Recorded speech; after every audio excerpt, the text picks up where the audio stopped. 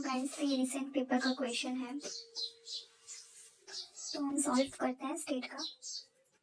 तो ये प्रोबेबिलिटी का क्वेश्चन है, तो सबसे पहले क्वेश्चन पढ़ते हैं।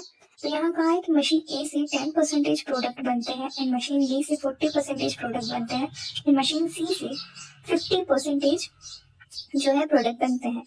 अब प्रॉब्लम क्या है ये क्वेश्चन में? प्रॉब्लम ये है, मशीन ए से 5% प्रोडक्ट जो है डिफेक्टिव बनते हैं एंड मशीन बी से 12% प्रोडक्ट जो है डिफेक्ट होते हैं एंड मशीन सी से 8% प्रोडक्ट जो है डिफेक्ट प्रोड्यूस होते हैं। अब देखो यहाँ पे ट्विस्ट क्या है। एक दिन इंस्पेक्टर आया इंस्पेक्शन के लिए एंड उसने एक प्रोडक्ट उठाया, ओके, और by chance, okay, by luck वो क्या हुआ, डिफेक्टिव निकला। तो अब ये लोग ये जानना चाहते हैं कि ये प्रोडक्ट जो बना है वो कौन सी मशीन से आया है। ओके, में जो जो लिखा है वो हम पहले लिखते हैं। प्रोडक्शन प्रोबेबिलिटी हम लिखते हैं, तो यहाँ लिखती हूँ मैं प्रोडक्शन प्रोबेबिलिटी, मतलब कि हर मशीन कितने परसेंटेज प्रोडक्ट बना रही है। तो फिर जैसे हमें क्वेश्चन में कहा है कि मशीन ए जो है 10% जो है प्रोडक्ट बना रही है, तो हम लिखते हैं मशीन ए 10% प्रोडक्ट बना रही है, तो हम उसे 0.10 बना देंगे। एंड मशीन बी जो है 40% प्रोडक्ट बना रही है, ओके, एंड मशीनरी 3 कितना परसेंटेज, 50% प्रोडक्ट बना रही है। ओके, यहाँ तक क्लियर है। अब जो हमें क्वेश्चन में दिया है कि प्रोबेबिलिटी ऑफ डिफेक्टिव प्रोडक्ट, तो हम वो भी लिखते हैं कि डिफेक्टिव में कितना चांसेस है, probability of defective product. Okay, defective product के कितने चांसेस हैं वो भी लिखेंगे ना।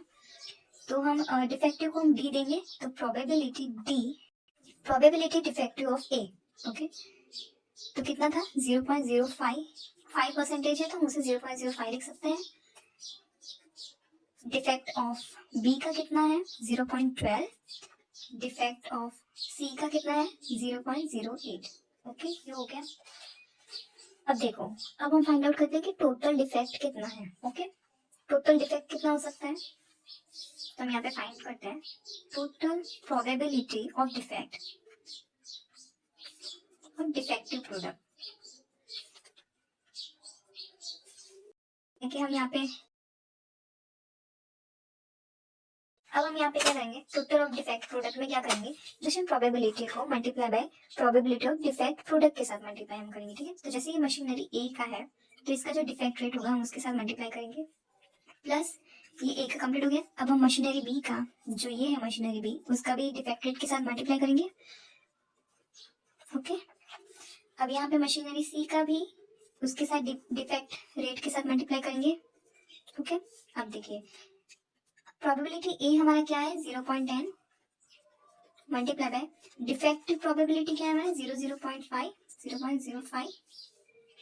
प्लस अब बी का हम देखेंगे 0.40 मल्टीप्लाई बाय 0.12, ओके, प्लस अब प्रोबेबिलिटी सी का देखेंगे 0.50 मल्टीप्लाई बाय 0.08। ओके, अब इसे हम कैलकुलेट करेंगे तो इसका आंसर क्या आएगा 0.005 प्लस 0.048 प्लस 0.040।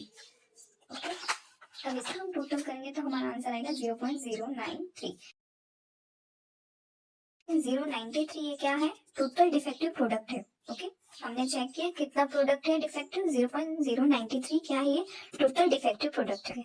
अब हमें देखना है कि 0.093 में से ईच मशीन में कितना डिफेक्टिव प्रोडक्ट बना रही है। ओके, हम फाइंड आउट करते हैं। इसके लिए हमारी फॉर्मूला है probability product made by A and B and C. तो हम लिखते हैं फॉर्मूला सबसे पहले, तो गाइस यहाँ पे बायस थ्योरम की फॉर्मूला लगाना होगा। Okay, probability A multiply by defect, okay, divide by plus ये प्लस प्रोबेबिलिटी सी के साथ भी। ओके, ये हमारी फॉर्मूला है। तो सबसे पहले मशीनरी ए का फाइंड आउट कर रहे थे, तो हम यहाँ पे ये हमने ऑलरेडी फाइंड आउट किया था 0, देखो ये तो टोटल हमारा ये हुआ 0.05, 0.005 डिवाइड बाय ये सब का टोटल आप ध्यान से देखोगे तो हमने ऑलरेडी ये फाइंड आउट किया ही है। ये तीनों का हमने प्लस किया था, तो ये भी वही चीज है, यहाँ पे भी फॉर्मूला में वही चीज लिखी है। तो इसका टोटल क्या है 0.093, तो इसका टोटल हुआ डिवाइड बाय करेंगे तो हम 0.0538। इट मीन्स कि इसको हम परसेंटेज में करेंगे तो फिर मल्टीप्लाई बाय 100 करेंगे तो फिर हमें परसेंटेज में मिल जाएगा 5.38%। ओके, ये 5.38% क्या है? मशीन ए ने पूरा 5.38% डिफेक्ट प्रोडक्ट बनाए हैं। ओके, डिफेक्टिव प्रोडक्ट उसने कितने परसेंटेज बनाया? 5.38%। अब हम ऐसे ही मशीनरी बी का भी फाइंड आउट करेंगे। ओके, मशीनरी बी का कुछ नहीं करना, सेम फॉर्मूला, बस यहाँ पे जो ए का हमने लिखा था उसकी जगह बी लिख देना है, और ये तो सेम रहेगा, ये फॉर्मूला यही है जो हमने ऊपर लिखी थी। सेम ऐसे ही टोटल करना है तीनों का।